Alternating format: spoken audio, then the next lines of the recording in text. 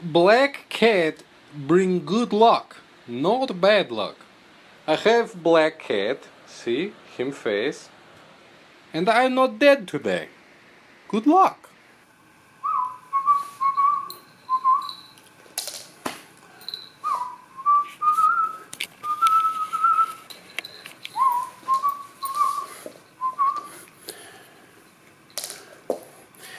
Short of smearing tuna on the watch, I thought this was the best way to get her in shot.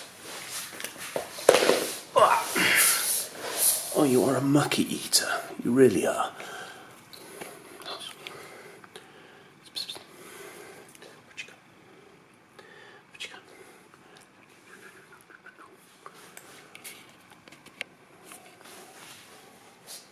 Right, this video is ostensibly... What do you think, Lola? You want to be a film star?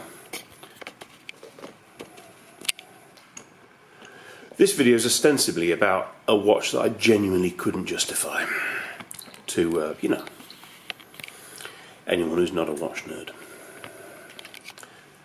This video... Hello, Lols. How are we doing? What do you think? Yeah, where's the Fuji bullshit? What do you think, Cat? This video is ostensibly about a Vertex M100. And that's the thing that Lola's obscuring at the moment. What do you think, Cat? Yes? No? A fan? Do you like them? I've got no more. What? What do your cat ears hear?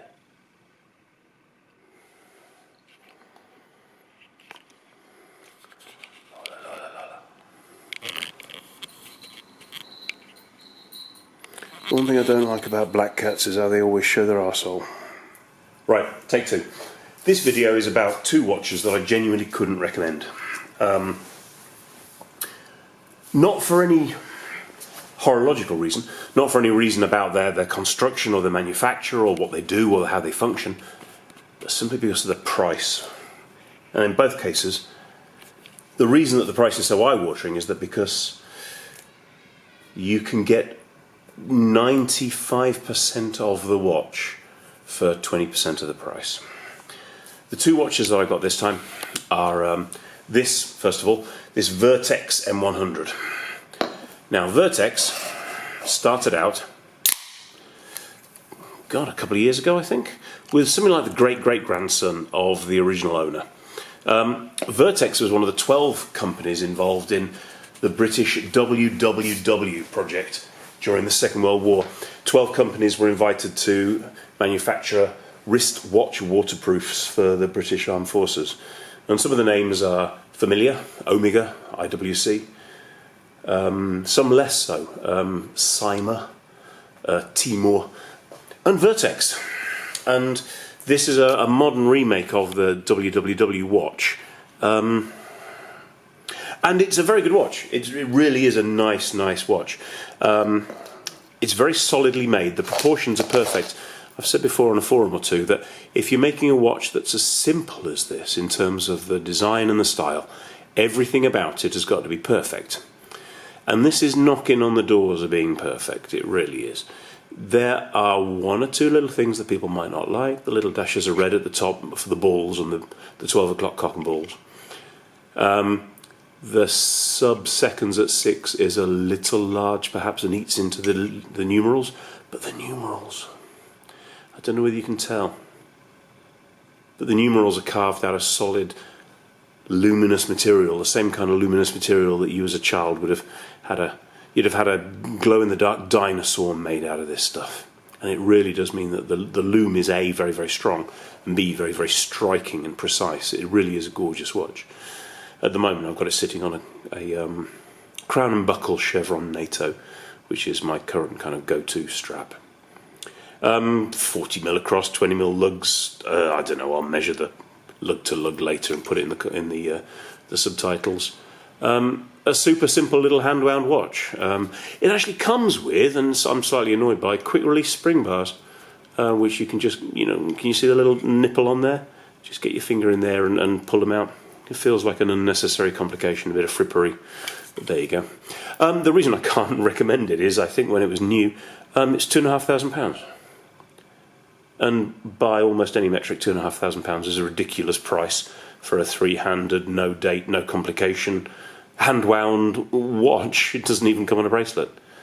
You're far better off spending your money on any number of things like second-hand IWC tribute to Mark 11 or Mark 12, one of Eddie Platt's Time Factors PRS 29s. Almost anything, to be honest, would be better value than this, because the value for this is really dog shit. I really like it, having said that.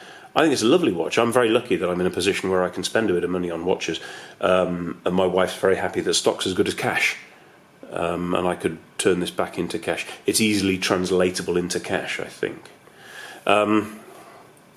It fits nicely on my wrist. It's a really good size. It's waterproof to 100 meters, which is fine and plenty. And I like it a great deal. It's a really nice watch. But like I said, I couldn't recommend it. And the other one that I was going to show you just quickly, briefly, in complete contrast to the Vertex. The Vertex being a mechanical homage to a 70-year-old watch. This is an electric homage to a 40-year-old watch. This is the modern titanium, all titanium Casio G-Shock. The BG5000. I don't even care. Again, I'll put it in the subtitles. It's the Bluetooth enabled module.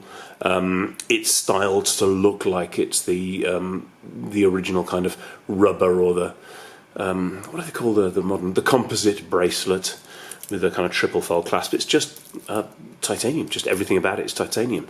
And again, this is another example of how you can spend 4 times as much money as you should on a watch that does nothing else apart from tickle that little bit of your balls where you know you've got something special and something different. Again, it's a great watch. It does exactly what you want this watch to do. It's super accurate, it's water resistant, it's tough. It's 4 times as much as a nice used G5600. And whatever, 20 times as much as a base 5600 with the battery module rather than the solar and the wave receptor kind of business. Again, I like it.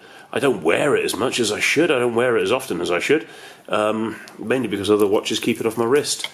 But it's the best example of a modern G-Shock, I think. And in the same way that the Vertex is the best example of a modern WWW homage.